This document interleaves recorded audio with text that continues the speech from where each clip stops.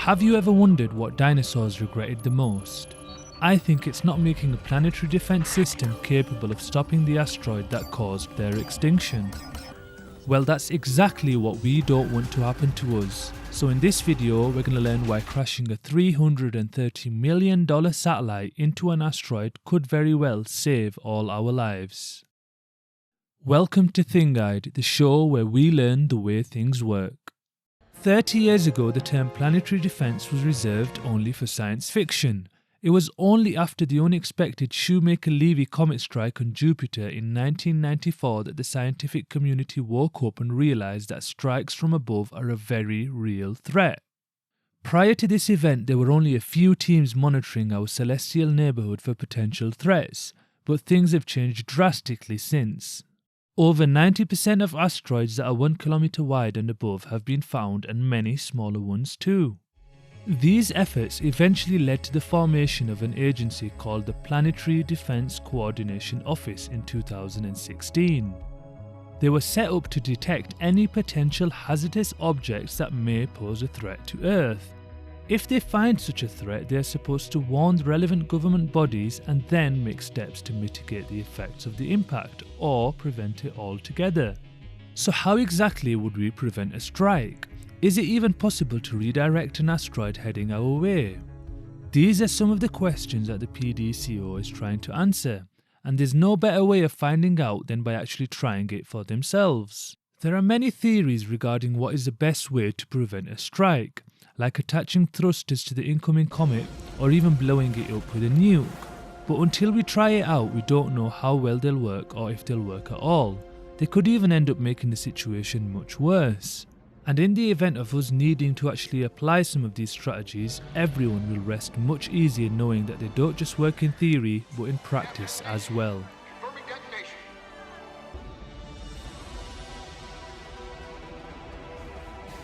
So the smart folks at NASA rolled up their sleeves and set out to design and build a satellite with the aim of testing out one of the methods of asteroid deflection referred to as a kinetic impactor, which works on the principle of smashing something into an asteroid as fast as possible with the hope of changing its trajectory.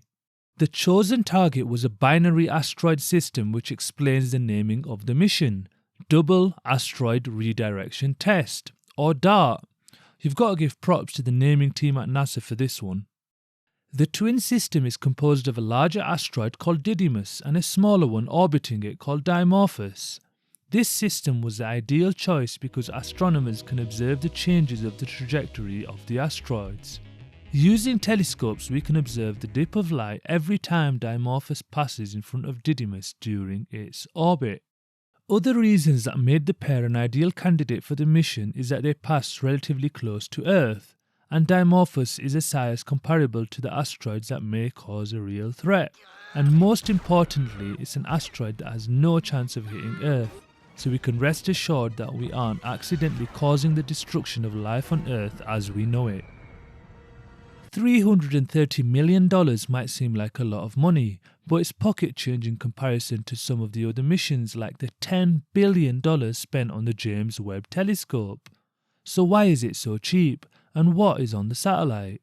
The DART impactor actually had no real scientific equipment on it because its sole purpose was to be crashed into the asteroid. There's no benefit to an X-ray spectrometer that's in a million pieces, so the design was kept as simple as possible. The only real tools were for navigation, power and communication. Hitting an asteroid 11 million kilometers away that's travelling over 20,000 kilometers an hour requires more than launching and hoping for the best. The speeds and distances involved in this mission meant it would be impossible to manually control the craft because of the lag in communication. So an incredible navigation system was developed to hit the bullseye.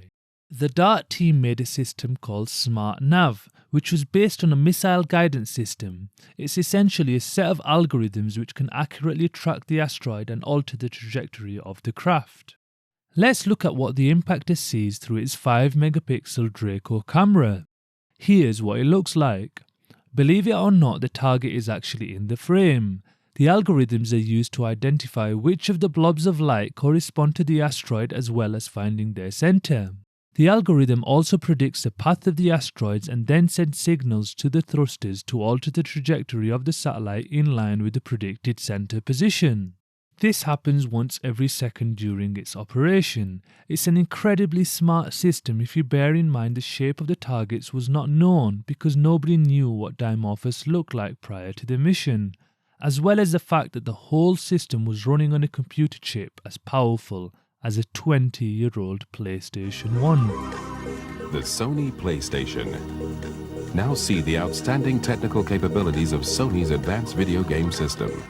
Multiple animations can be built up and combined together to produce very realistic results. There were a lot of simulations and fine-tuning of the software prior to launch, all in preparation of the craziest trick shot ever. And the smart nav system proved its worth with a successful impact, so expect to see it being used in many more missions to come. DART was also the first mission to use a rolled-out solar array as well as new experimental solar technology which could provide 3 times more power than the current systems.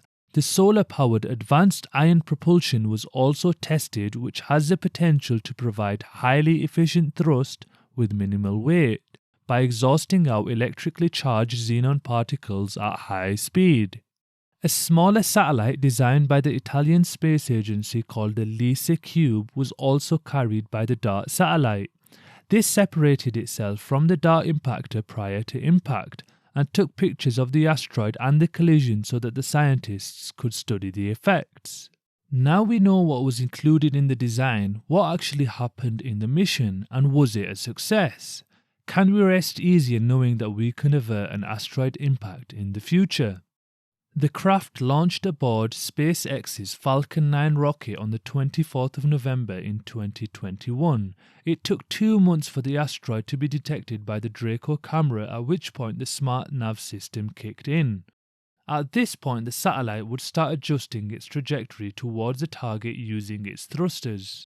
The Lisa Cube nanosatellite was released 15 days before the strike, and 4 hours before the impact, the satellite went into fully autonomous mode without any external control.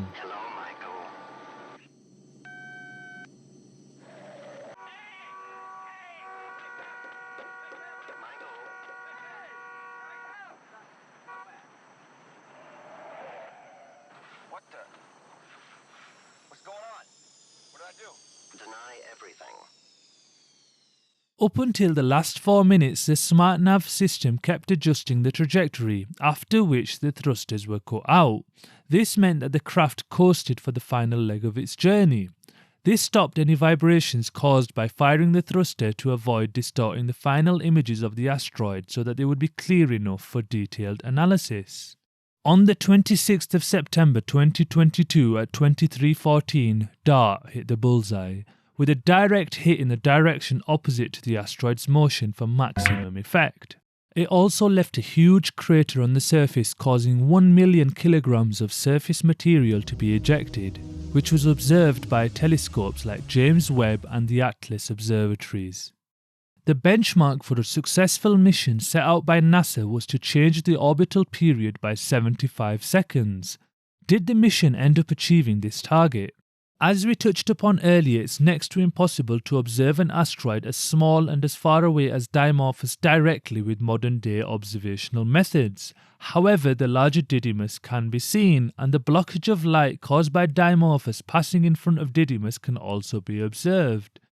So to track the orbit of Dimorphos, all we need to do is monitor the frequency of the appearance in the dip in light. Prior to impact, it took 11 hours and 55 minutes for one orbit, and after it was reduced by 32 minutes. This exceeded the benchmark of a successful mission by a multiple of 25. One big factor in the success of this mission was the amount of material that was excavated from the asteroid during its collision. The recoil from the expulsion of this ejector greatly enhanced DART's attempt at slowing the asteroid down, in the same way that air escaping a balloon pushes it in the opposite direction. This shows that the kinetic impactor technique for altering an asteroid's orbit is viable. We now have a tried and tested strategy for altering any dangerous asteroids that may come our way. This could very well save the planet someday. We are faced with the very gravest of challenges. The Bible calls this day Armageddon, the end of all things. And yet, for the first time in the history of the planet, a species has the technology to prevent its own extinction. All of you praying with us need to know that everything that can be done to prevent this disaster is being called into service. However, we still need to determine if this method will work on other asteroid arrangements, for example ones that are less solid and formed of loose rubble held together by gravity. The European Space Agency is developing a spacecraft called Hera to carry out a detailed reconnaissance assessment of the site, which is due to be launched in 2024. This will give us more information about the long-term impacts of the collision. If you enjoyed this video, please check out some of my others and don't forget to subscribe. What do you guys want to see next? Let me know in the comments below, and thank you very much for watching.